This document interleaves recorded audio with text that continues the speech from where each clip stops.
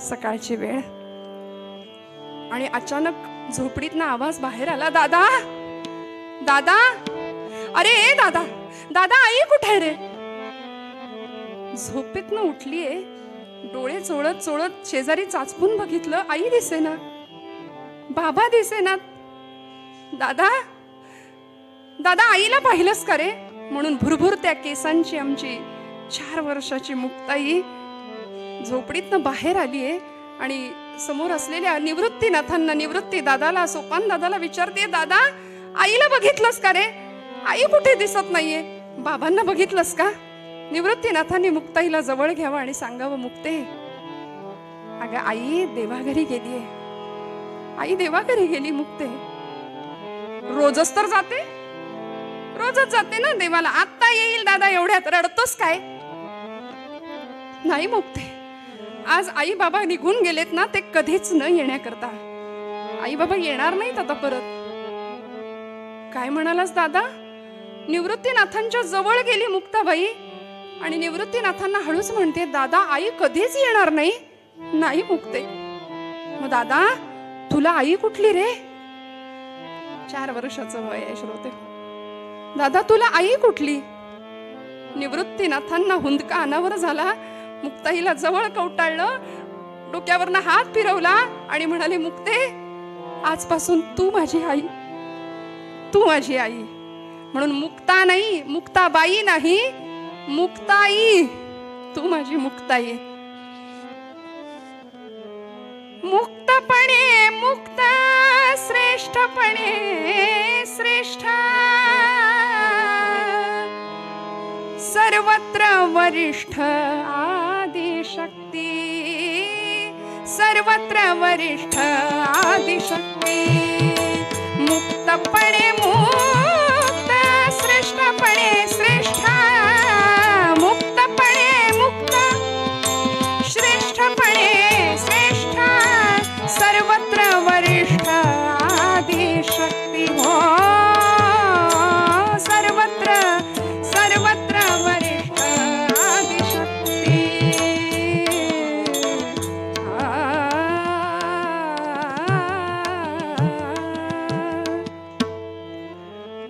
आई येणार नाही, बराच वेळ वाट बघितली असं कळालं. मात्र श्रोते हो, आपण पूर्वपीठिका 2 दिवसापूर्वीपासून ऐकतोय, ऐकलेली आहे यापूर्वी. विठ्ठलपंत म्हणजे साक्षात मूर्तिमंत वैराग्य आणि आई रुक्मिणी माता म्हणजे साक्षात भक्ती होती. दोघांच्या अतिपवित्र आणि अतिशुद्ध कुसव्यांनी या 4 भावंडांना जन्म दिला होता. निवृत्ती, ज्ञानदेव, सोपान आणि मुक्ताबाई. या 4 भावंडांची नावच जणू अशी होती की ज्या भक्तीच्या पायऱ्या ठराव्यात आपल्याला माहितीये. प्रवृत्ती दूर केल्याशिवाय निवृत्ती नाही, त्याशिवाय ज्ञानप्राप्ती नाही आणि ज्ञानप्राप्तीशिवाय मुक्तीच्या गर्भागारात प्रवेश करण्याचा सोपान प्राप्त होत नाही. म्हणून परमार्थ तितकाही सोपान, हेच जणू काही या दोघांना सांगायचं होतं की काय. गुरु आज्ञेनुसार धारण केलेला संन्यास दूर केला आणि गृहस्थाश्रम स्वीकारला. त्यानंतर भगवंतांच्या इच्छेनुसार 4 मुलं जन्माला आली, निवृत्ती, ज्ञानदेव, सोपान आणि मुक्ताबाई. पण संन्याशाने प्रपंच करणं म्हणजे महत्पाप. समाजाने इतका त्रास दिला आणि आपल्या मुलांना आपल्या पश्चात उत्तम जीवन जगता यावं याकरता देहांत प्रायश्चित्त पत्करलं. रात्रीची वेळ, निबिड अंधकार, इंद्रायणी निस्तब्ध भातीये आणि अशा परिस्थितीमध्ये रुक्मिणी आईनी आपल्या 4ही भावंडांच्या केसावरून, डोक्यावरून हात फिरवला, मुक्ताईच्या गालावरून हात फिरवला. डोळ्यातला अश्रू घळकन मुक्ताईच्या गालावर ओघळला. मुक्ताईनं झोपेतच तो अश्रू पुसून टाकला. श्रोते हो, वात्सल्य पुसलं गेलं आणि पती बरोबर जावं लागलं. निवृत्तीनाथांना जाताना सांगून दिलं, निवृत्ती सगळ्यांना सांभाळ बरं, माझ्या मुक्तीला सांभाळ. कणखर आहे पण तिच्या ममताळूपणाचा अंत नाहीये. सत्पदते ब्रह्म, चित्पदते माया, आनंद पद जया म्हणती हरी.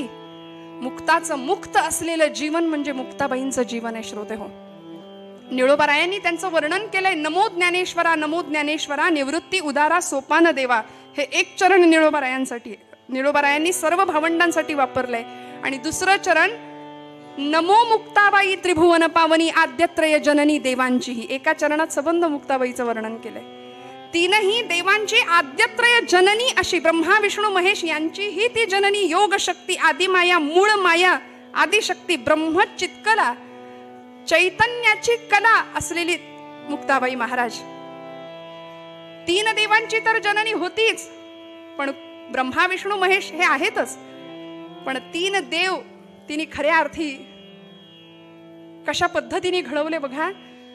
नामदेव, ज्ञानदेव आणि चांगदेव.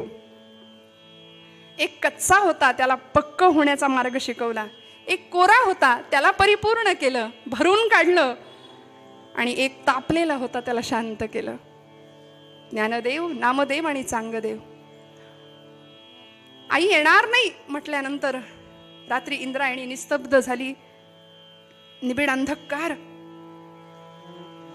रात्र संपली, दिवस उजाडला आणि मुक्ताबाई वाट पाहून थकली आणि आई येणार नाही याची खात्री पटली. त्यावेळी या रखुमाईच्या लेकीनं टाहो फोडला. श्रोते हो, असं म्हणता मध्ये तो टाहो. आर्त करुणा भागली भगवंतांची. आई आई म्हणून टाहो फोडला. सोपान काका रडतायत, ज्ञानदादा रडतायत, निवृत्तीनाथांनी सगळ्यांना जवळ घ्यावं. मुक्ते, ए ज्ञाना, ए सोपाना, आता रडायचं नाही बरं, आता रडायचं नाही. अरे वेड्यांनो, रडता कशाला?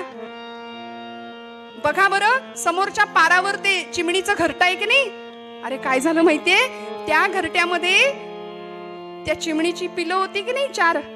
काल रात्री एक मोठी घार आली आणि त्या पिलांना घेऊन निघून गेली. बरं, त्या आई वडिलांना घेऊन निघून गेली, पण तरी सुद्धा सांग मुक्ते, ती पिलं कशी दाणा टिपतायत. ती थांबली का? ती दाणा टिपतायत की नाही? मुक्ता, ज्ञाना, आपल्याला थांबून नाही चालणार. निवृत्ती दादा सगळ्यांना समजावतायत, मुक्ताईला समजावतायत, आणि मुक्ताईने एवढं ऐकलं. मात्र 4 वर्षाची परकरी पोर मुक्ताबाई आमच्या महाराज पटकन परकराचा ओचा खोवला, पाण्यात शेण कालवून आणि सडा टाकायला सुरुवात. ज्ञानादादा बघतो काय, अरे जा भिक्षा मागायला. निवृत्तीनाथ, ज्ञानदेव भिक्षे करता बाहेर पडले आणि सडा टाकणाऱ्या मुक्ताईकडे बघितलं. शेजारच्या कुंभारवाड्यातली लक्ष्मी आत्या धावत आली आणि पदराचा बोळा तोंडात कोंबूनच मुक्ताईला अक्षरशः हंबरडा फोडला. मुक्ते, काय झालं ग? आता सांत्वन कुणी कुणाचं करायचं? पण ही 4 वर्षाची आदिमाया ब्रह्मचित्कला काय म्हणते माहितीये? लक्ष्मी आत्या, रडू नकोस ग. माझी आई म्हणायची, भरल्या घरात रडू नये, रडू नकोस ग. लक्ष्मी आत्या म्हणतीये, कुंभारीण होती शेजारची, त्यांनी सांगावं, लय सोसलं ग दोघांनी. मुक्ते आणि एवढ्यात ज्ञानादादा यावेत. ज्ञानादादांनी सांगावं, आत्या तू कुंभारीण ना ग, मडकी बनवतेस, घट बनवतेस, मला सांग, एका घटामध्ये गाईचं शुद्ध लोणी असतं, दही असतं, आणि एका घटामध्ये संस्कारासाठी वापरलेला जाणारा अग्नी असतो ग. घटा घटांचे रूप आगळे, प्रत्येकाचे दैव वेगळे, तुझ्या विना ते कोणा न कळे.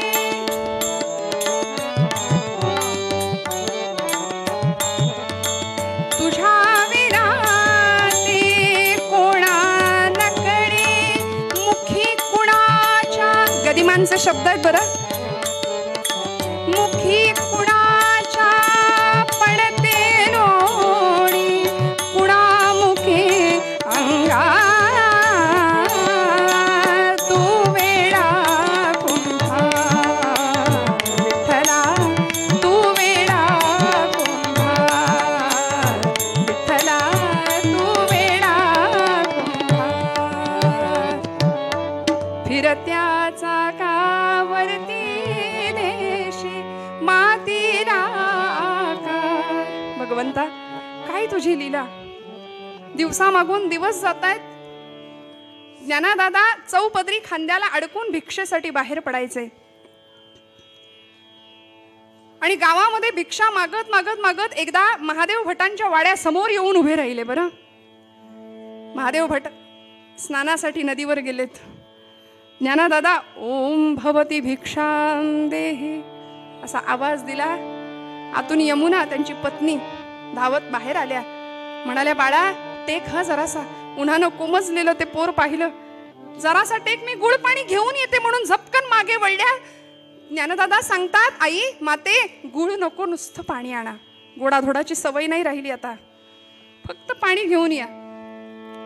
आणि त्या मागे वळणार म्हणाल्या, हो ज्ञानदादा, अरे पाणीच काय, मी तर म्हणते आता 2-4 घास खाऊनच जा, इथून जेवूनच जायचं, मी आत्ता पान घेऊन येते. असं म्हणून त्या मागे निघाल्या. तेवढ्यात महादेव भटांची स्वारी. रागानं लालबुंद झालेला चेहरा, नदीवरून स्नान करून आलेले, आगीत आग पडली, आगडोंब उसळला आणि म्हणाले, अरे संन्याशाच्या कार्ट्या, तुम्हाला कशाला रे गोडाधोडाची सवय पाहिजे, कशाला रे जेवण हवंय, उठ चाल, चालता हो इथून. शिव हरे शिव हरे शिव हरे. स्नान करून आत्ता आलो आणि अभद्र पोराची अभद्र सावली माझ्यावर पडली, विटाळ झाला सगळा, चल चालता हो इथून, नको नको त्या बलगना. अरे संन्याशाच्या पोरांनी एकतर जन्माला येऊ नये आणि आलंच तर जगू नये, एवढं ऐकलं मात्र ज्ञानदेवांच्या कानामध्ये हे शब्द घुमले. डोळ्यातला तप्त अश्रू अंगणातल्या तप्त भूमीवर पडला आणि तिथूनच झपकन ज्ञानदादा मागे वळले. झाप झाप झाप झाप पावलं टाकत अश्वत्थ वृक्षाच्या दिशेने, इंद्रायणीच्या दिशेने चालायला लागले. अश्वत्थ वृक्ष, इंद्रायणी, सिद्धेश्वर सगळ्यांनीच मुसमुसणाऱ्या ज्ञानदादाला पाहिलं आणि येता येता झोपडीमध्ये आले. झोपडीचं दार घट्ट लावून घेतलं आणि आतमध्ये योगासनामध्ये, पद्मासनामध्ये बसले, ध्यानावस्थेमध्ये बसलेत. सगळ्यांनी झोपडीचा दार उघडण्याची विनंती केली आहे. दादा दादा दार उघडा, काहीच उपयोग होईना. निवृत्तीनाथ सांगतायत, ज्ञाना अरे असं कसं चालेल रागावून, दार उघड ज्ञाना. नाही. सोपान काका सांगतायत, दादा दार उघड, अरे नाही. मुक्ताबाई समोर आल्या आणि मुक्ताबाई महाराज सांगतात, दादा ए दादा, अरे असं रागवून कसं चालेल. आईच्या मायेने सांगितलं बरं. खरं तर या तिघांची बहीण होती पण माता झाली आणि या सगळ्यात असून सुद्धा ती कायम मुक्त राहिली बरं. मुक्ताचं मुक्त असलेलं जीवन मुक्ताईचं जीवन आहे श्रोते हो. दादा अरे असं कसं चालेल, जग रागावलं म्हणून आपण राग धरायचा का. सगळीकडे भगवंत आहे असा तूच म्हणतोस ना. ईश्वर सर्वभूतानां हृद्देशेर्जुन तिष्ठति भ्रामयन् सर्वभूतानि यंत्रारूढानि मायया. तू म्हणतो ना वासुदेवम सर्वमिती, भगवंत सगळीकडे असं तू म्हणतोस ना. मग या जगावरती तू रागावलास तर कसं होईल. अरे आई म्हणायची, ज्ञाना या सगळ्यांना सांभाळ. दादा तूच जर असा रागवून गेलास तर महाराष्ट्राला ज्ञानेश्वरी कोण देईल मला सांग. मुक्ताबाई कान उघडणी करते आपल्या दादाची. सांग महाराष्ट्राला ज्ञानेश्वरी कोण देईल, आमच्या सगळ्यांचा कैवार कोण घेईल त्यांना. दादा दार उघड, दार उघडा दादा. आपण नाथ सांप्रदायिक आहोत, आपण योगी आहोत. आणि योगी कुणाला म्हणायचं हो, कुणाला म्हणायचं योगी. दादा अरे आपला आपणा लागला हात न करो नये खेद, जीभ दातांनी चाविली कोणे बत्तीशी पाडली. मुक्ताबाईंचे अभंग आहेत. वाणीचा ओघ कल्लोळू लागला, शब्दांनी अभंग रूप घेतलं आणि मुक्ताबाई ज्ञानादादाला सांगतेय, दादा अरे चणे खावे लोखंडाचे मग ब्रह्मपदी नाचे. आता तुला कशाला रे दादा मी हे सगळं सांगू, हे तूच आम्हाला शिकवलंयस. तूच नाही का शिकवलं सांग. काय रे उपयोग, मनभर राग आणि वरवर त्याग. काय उपयोग तुझ्या या असल्या रागाचा. दादा दार उघडा. कुणाला म्हणायचं योगी. योगी पावन मनाचा, योगी पावन मनाचा, योगी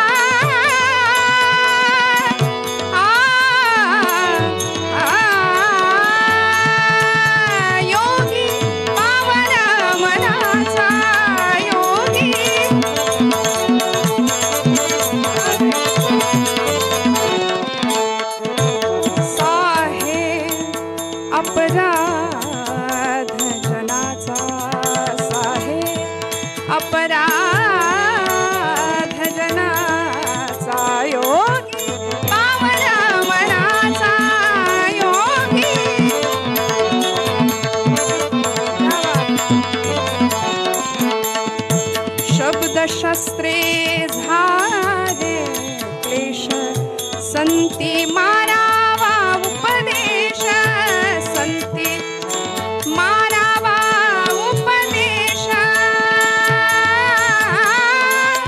दादा विश्वपट ब्रह्मदोरा,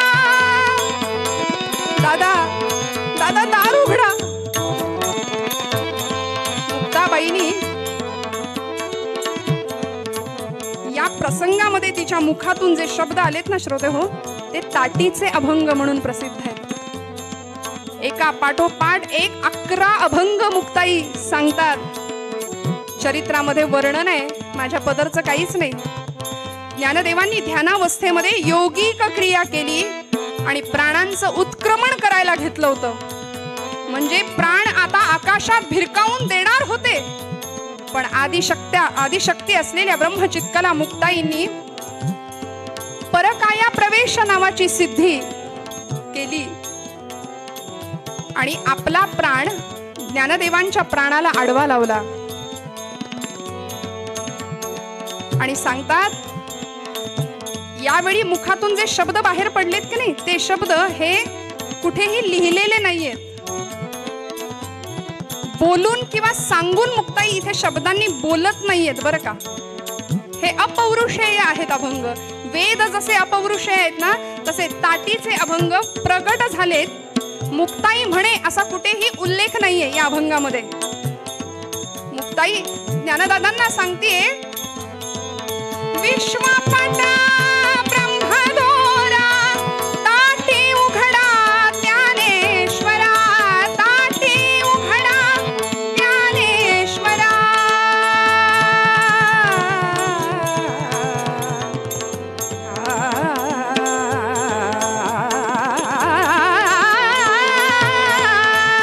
योगी पावन मनाचा योगी,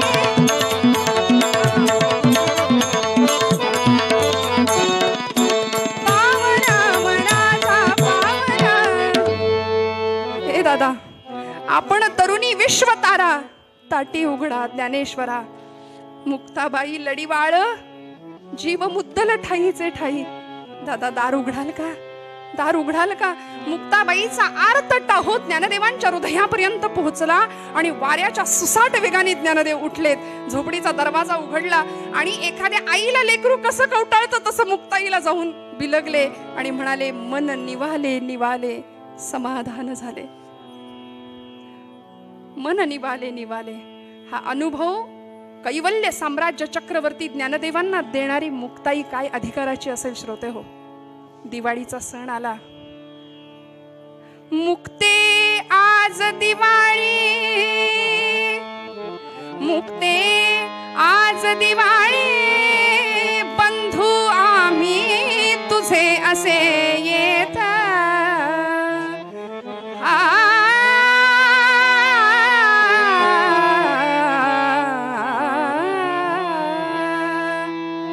मांडे रुचिर करोनी, मांडे रुचिर करावे, सेवून राहू आम्ही आनंदात. रामा रामा रामा हरे हरे रामा रामा रामा रामा रामा रामा हरे हरे रामा रामा रामा रामा सीतापते रामा रामा रामा रामा रघोत्तमा रामा रामा रामा रामा हरे हरे रामा रामा. मुक्ता आज दिवाळी आहे ग.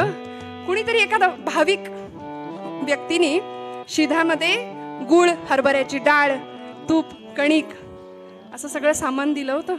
आणि निवृत्तीनाथ मुक्ताईला सांगतात, मुक्ते आज दिवाळीचा सण आहे, मांडे खायची इच्छा झाली आहे, तुला येतात का ग मांडे. हात तिच्या दादा एवढंच ना. अरे आईनं शिकवलंय मला. दादा मांडे येतात करता, पण साध्या तव्यावर मांडे होणार नाहीत रे. त्याकरता मडक्याचं मोठ्या गोल आकाराचं एक खापराचं रांधणं लागेल ना. आणि ते रांधणं आणायला धावत मुक्ताबाई कुंभारवाड्यात. कुंभारवाड्यात जाऊन कुंभार काकांना सांगितलं, काका माझ्या दादाला मांडे खायची इच्छा झाली आहे, देता का हो एक खापर? खापर घेतलं आणि येता येता रस्त्याने आनंदाने चालतीये. विसोबा चाटी नावाचे गृहस्थ आळंदीमधले समोर आले. कार्टे मुक्ते, अगं संन्याशाची पोरं तुम्हाला कशाला गोडधोड खायला पाहिजे? साधू म्हण होता ना स्वतःला, आणि गोडाधोडाची चटक जिभेची कशाला हवी? आणि इकडं ते रांधणं, आणि इकडं ते खापर म्हणून ओढून घेतलं हिसकावून आणि खाली पाडलं, फुटून गेलं. रडत रडत मुक्ताई निघाली. ज्ञानादादा वाटेत भेटले. मुक्ते, काय रडतीयस ग? डोळ्यात का पाणी? दादा, अरे रांधण फोडलं रे विसोबांनी. तुला खरं सांगू का? फोडलं, त्याचं वाईट नाही वाटत, पण निवृत्ती दादाला आज मांडे खायची इच्छा झाली, कधी नव्हे ते, म्हणून वाईट वाटतंय रे. दादा काय करू रे आता? कसे मांडे खायला घालू दादाला? एवढंच ना मुक्ते, काळजी करू नकोस. चल तू मांड्यांची तयारी कर, आपण भाजूया मांडे. आणि निवृत्त मुक्ताईला घेऊन ज्ञानदादा आले. मग योग धारणा करूने ज्ञानदेवे पेटविला पंचागने. लाल बुंद ज्ञानदेवांची पाठ झालीये. मुखातनं आगीचे लोळ, आगीच्या ज्वाळा दिसतायत, आरक्त नयन दिसतायत माऊलींचे. आणि मुक्ताईनी पटापट मांड्यांची तयारी केली. मांडे थापले आणि श्रोते हो, माऊलींच्या पाठीवर मांडा टाकावा, टमकन फुगून वरती यावं. काय आनंद! इकडे विसोबा विचार करतायत, बघतोच कसे खातायत मांडे म्हणून आले होते, आणि झोपडीच्या त्या झरोक्यातून पाहतायत काय चाललंय आतमध्ये. आतमधला तो चमत्कार पाहिला. सगळे जेवायला बसले श्रोते हो, आणि विसोबा असे त्या झरोक्यातून बघतायत आतमध्ये. मनामध्ये विचार करतायत की हा अमृताचा प्रसाद जर मला मिळाला ना तर सगळी पाप धुवून जातील. पश्चाताप होतोय. आणि मुक्ताबाईंच्या लक्षात आलं, मुक्ताईंनी तिथूनच आवाज दिला, विसोबा असे खेचरासारखे काय उभे आहेत तिथे?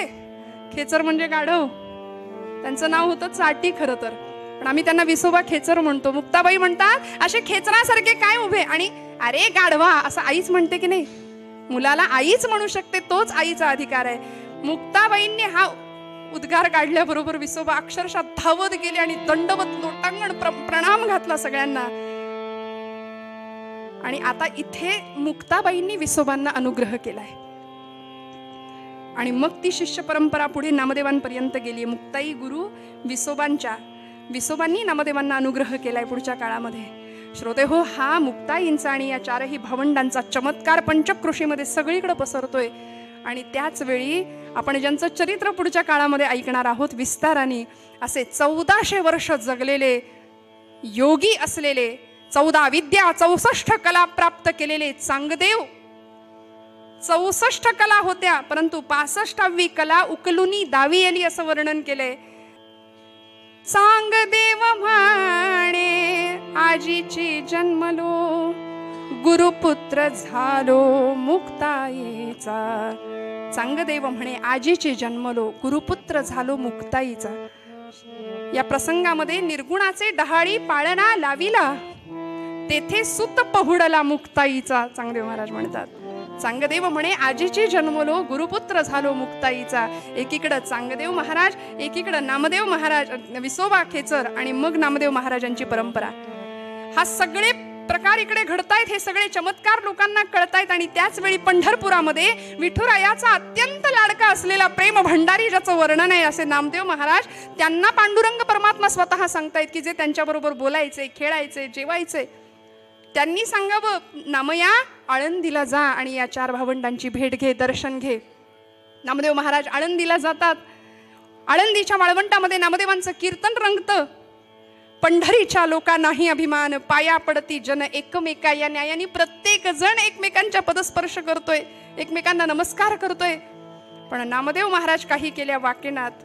मुक्ताबाई चाणाक्ष असं पायाच्या अंगठ्यापासून केसापर्यंत, शेंडीपर्यंत अगदी सगळं अवलोकन केलं. आणि कळवळ्याने आदिशक्ती आईच्या अंतःकरणाने ज्ञानदादाला हळूच म्हणते, दादा अरे अरे अरे, अखंड जयाला देवाचा शेजार, कारे अहंकार गेला नाही. सतत देवाच्या जवळ राहतो हा, आणि याला वाटतं मीच मोठा, अजून अहंकार गेला नाही. निवृत्ती दादा म्हणतात, मुक्ते असं बोलू नको.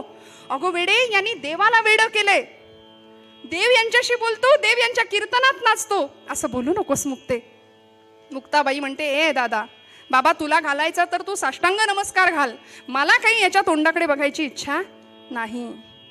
दादा खरं सांगू का, हा पांडुरंगाचा लाडका भक्त आहे. ते लाडवलेलं लेकरू असतं की नाही आईचं एखादं, तसं यांचं झालंय.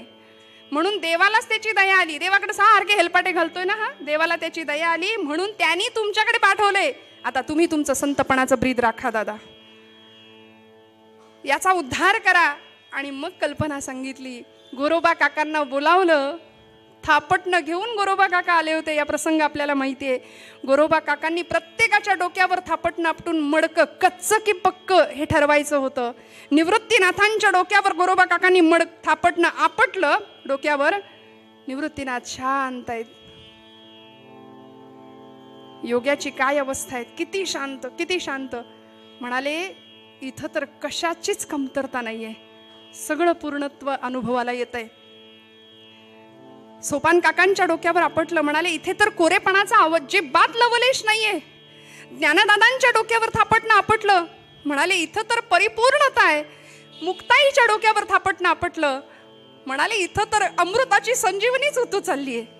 आणि असं करता करता नामदेवांच्या डोक्यावर आपटणार एवढ्यात नामदेव ओरडले, रागावून म्हणाले, अरे बस करा, असं थापटणं आपटून कळतं का मडकं कच्चं की पक्क ते. मला वाटलंच होतं दरिद्र्यांनी परी शोधायला जावा आणि काच हातात यावी, तसं झालंय माझं. मी पांडुरंगाला म्हणत होतो की मला इकडे पाठवू नको म्हणून. शेवटी तावातावानी नामदेव महाराज पंढरपुरात येतात आणि पांडुरंगाला सांगतात, पांडुरंगा मला परत त्या लोकांच्या हाती देऊ नकोस. पांडुरंग परमात्मा सांगतात, यावेळी मुक्ताई म्हणते, नाम्या कच्चा रे कच्चा, म्हणून अजूनच त्रास झाला होता नामदेव महाराजांना. धावत पंढरपुरात आले, पांडुरंगाला सांगतात, मला परत त्यांच्या हातात द्यायचं नाही पांडुरंगा. भगवंत म्हणतात, नाम्या खरं आहे मुक्ताईचं, अरे तिचं तर नावच घेऊ नको म्हणाले. म्हणे ब्रह्मांड कवीत घेईन, सणसणीत सनकांडी आहे नुसती, काय तिच्या किती बोलते, किती बडबड करते. पांडुरंग म्हणतायत, नाम्या खरं आहे मुक्ताचं, अजून तू कच्चा आहेस रे, तुला माझं ओतप्रोत ज्ञान झालेलं नाही. सर्वाभूती परमेश्वर आहे हे तू कीर्तनात बोलतोस, पण अनुभवाच्या पातळीवर जाणत नाहीस. आणि म्हणून मग आपल्याला माहिती आहे, पुढे औंढ्या नागनाथला पाठवलं पंढरपूर भगवंतांनी, पत्ता दिला. तिथे विसोबा, हेच विसोबा चाटी म्हणजे विसोबा खेचर तिथे भेटले. आणि मग मुक्ताईंची ही शिष्य परंपरा पुन्हा तयार झाली. ज्ञानदेव विसोबांनी नामदेवांना तिथं अनुग्रह केलाय. असा अधिकार सगळीकडे चाललाय. पण बघता बघता काळ जवळ आला माऊलींच्या समाधीचा. श्रोते हो, ज्ञानदेवांनी पांडुरंगाची आज्ञा घेतली, परवानगी घेतली आणि म्हणाले, आता देवा थांबवू नका, आता सगळं पूर्ण झालंय, ज्ञानेश्वरीचं लिखाण पूर्ण झालंय, आता मला समाधी घेऊ द्या. भगवंतांची परवानगी मिळवली आणि माऊली ज्ञानोबा राय समाधी घेण्यासाठी सज्ज झाले. माऊलींच्या समाधी समयी आळंदीमध्ये अक्षरशः जनसागर उसळला होता. सगळे लोक तिथे जमा झालेत. सगळे आकांत करतायत, रडून आक्रोश करतायत, टाहो फोडतायत. आणि मुक्ताबाई या सगळ्या जमावाला काय सांगत होती माहितीये, अरे आक्रोश काय म्हणून करता, रडता काय म्हणून, रडायचं त्याच्यासाठी ज्याचं जीवन कार्य अपूर्ण राहिलंय, रडायचं त्याच्यासाठी ज्यांनी भगवंतांनी दिलेल्या या पार्थिवाचं काहीच सार्थक केलं नाही, रडायचं त्याच्यासाठी. अरे माझ्या ज्ञानदादा इतकं पूर्ण सुवर्णाचं आयुष्य कुणीच जगला नाही, कुणीच नाही. असं सुंदर आयुष्य माझं ज्ञानदादा जगलाय. रडता कशाला, उलट मागणं मागा वर्षत सकळ मंगळी, ईश्वरनिष्ठांची मांदियाळी, अनवरत भूमंडळी भेटतो भूता. असं मागणं मागा.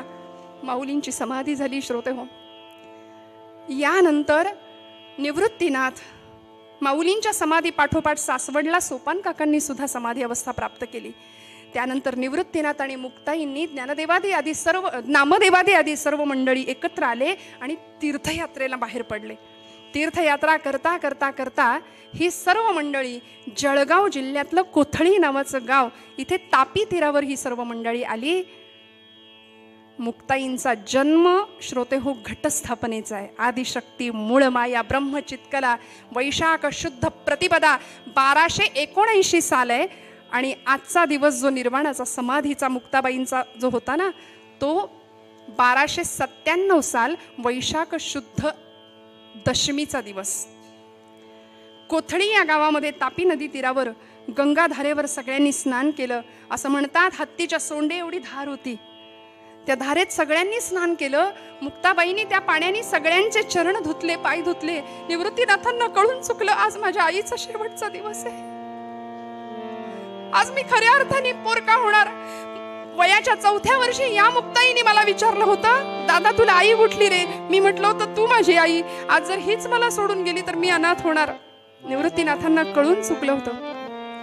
आणि या प्रसंगामध्ये त्या तापी नदीच्या वाळवंटामध्ये नामदेवांचं कीर्तन रंगणार होतं. सगळे कीर्तनाला निघालेत. मुक्ताबाईंना म्हणतायत निवृत्तीनाथ, मुक्ते चल कीर्तनाला बसूया. मुक्ताबाई म्हणतात नाही दादा, आज इच्छा नाहीये. स्नान केलं होतं, शुचिरभूत झाल्या होत्या. आज इच्छा नाहीये स्नान करण्याची, कीर्तनाला येण्याची. पण दादा खरं सांगू का, आज ज्ञानादादाची खूप आठवण येते.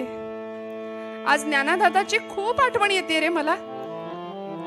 सगळ्यांना कीर्तनाला पाठवलं आणि एकट्या मुक्ताबाई तिथे थांबले तापी तीरावरती. आजही तिथे मुक्ताबाईंची मूर्ती प्रतिष्ठापना आहे, समाधी तिथे आहे आणि ते भव्य मंदिर आहे. मुक्ताबाई तिथे थांबल्या. नामदेवांचं कीर्तन एकीकडे सुरू झालं आणि अचानक सोसाट्याचा वारा सुटला. श्रोते हो, सोसाट्याचा वारा सुटला. विजांचा कडकडाट, प्रचंड धूळ उडाली.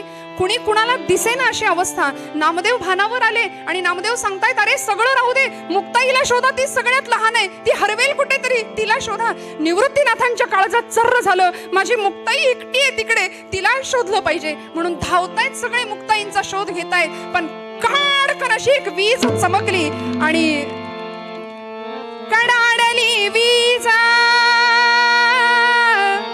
निरंजनी झाली. मुक्ताबाई तेथे गुप्ता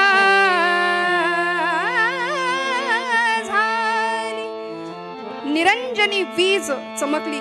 नाथ संप्रदायामध्ये मुक्ताबाईंचा हा जो प्रकार आहे ना जाण्याचा, त्याला निरंजनी समाधी असं म्हणतात. की त्या देहानी नाही गेल्या, कुठेही भुयारात, आकाशमार्गे किंवा समाधी अवस्था जलतत्वामध्ये कुठेही नाही, तर विदेह कैवल्य रूपता म्हणजे देहात असून चिरंजीव झाल्या. नाथांनी अभंग लिहिलाय, मुक्ताबाईंचं शरीर महाकल्पापर्यंत चिरंजीव असणार आहे. म्हणून आज तुमच्या माझ्यामध्ये मुक्ताई आहेत, मुक्ताबाई आहेत. त्या गुप्त झाल्या, वीज झाल्या आणि काही क्षणात सगळं शांत झालं. एक छोटीशी बाहुली तिरोभाव रूपाने दिसली होती निवृत्तीनाथांना. ती बाहुली कवटाळली आणि आर्त टाहो फोडला. मुक्ते, आई साहेब माझं काही चुकलं का हो? कसलाच त्रास नाही तुम्ही मला दिला. ज्ञानदेवाच्या वेळी मला समाधीची तयारी करावी लागली होती. पत्र पुष्प फल गोळा केली, समाधीची जागा स्वच्छ केली, सगळी तयारी. सोपानाच्या वेळी समाधीची तयारी मी केली, पण मला कुठलाच त्रास न देता मला साधं आलिंगन सुद्धा नाही दिलं. सोपानाला जाताना भेटलो, ज्ञानदादाला जाताना कडकडून आलिंगन दिलं. आई मला भेटली सुद्धा नाही ग म्हणे. आज काय चुकलं माझं? कसलाही त्रास न देता. कारण निवृत्तीनाथ म्हणायचे, मुक्ता आपण कधी स्वस्वरूपी मिळायचं असं जेव्हा म्हणायचे ना, तेव्हा निवृत्तीनाथांना मुक्ताबाई म्हणायच्या, दादा मूळ माया म्हणतोस ना रे मला, मग माझं मी बघून घेईन, माझं मी बघेन, माझी काळजी तू करू नको म्हणायच्या. आणि इथे मुक्त झाल्या खऱ्या अर्थी. आमचे निळोबाराय या सर्वांना प्रार्थना करतात. श्रोते हो, माऊलींची, मुक्ताबाईंची जी भावावस्था होती, जी भावदशा होती, जे हरिनाम उच्चारण होतं, तो भाव त्यांना भक्तीला, ती भक्ती फलद्रूप करण्याला कारण ठरला आणि ती भक्ती त्यांना मुक्तावस्थेपर्यंत घेऊन गेली. अशी मुक्त झालेली मुक्ताई तुम्हाला मला कळावी याकरता ज्ञानोबांचा अभंग आधारासाठी पुन्हा एकदा गाते. निळोबारायांनी या सर्वांना वंदन केले, ते शब्द निळोबारायांचे गाते आणि झालेली सेवा भगवंत चरणी अर्पण करते. आपल्या सगळ्यांना नमस्कार करते. उत्कृष्ट असे 2 साथीदार आहेत. नादब्रह्माची सेवा करणारे आमचे सोहम दादा, इकडे चिंतामणी दादा आहेत स्वरब्रह्माच्या साथीला. दोघांनाही वंदन. सर्वांच्या चरणी हृदयस्थ परमात्म्याला नमस्कार करते आणि निळोबारायांचा अभंग गाते आणि मग निरूपणाच्या अभंगाने शेवट करूया.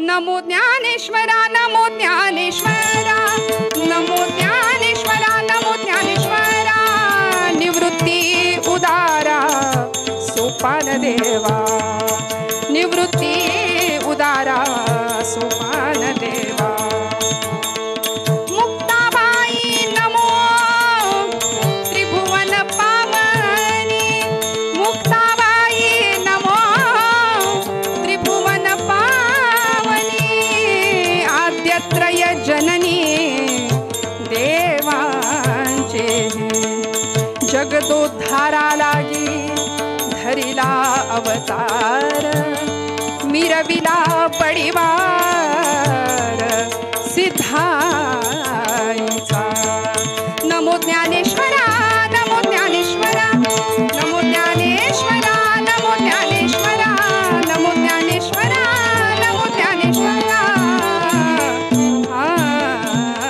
भावे बिण भक्ती भक्ती बिण भावे बिण भक्ती भक्ती बिण मुक्ती बळे बिण शक्ती बोलू नये भावे बिण भक्ती भावे बिण भक्ती भावे बिण भक्ती भक्ती बिण मुक्ती पंढरीनाथ महाराज की माऊली ज्ञानेश्वर महाराज की जगद्गुरु तुकाराम महाराज की जय जय रघुवीर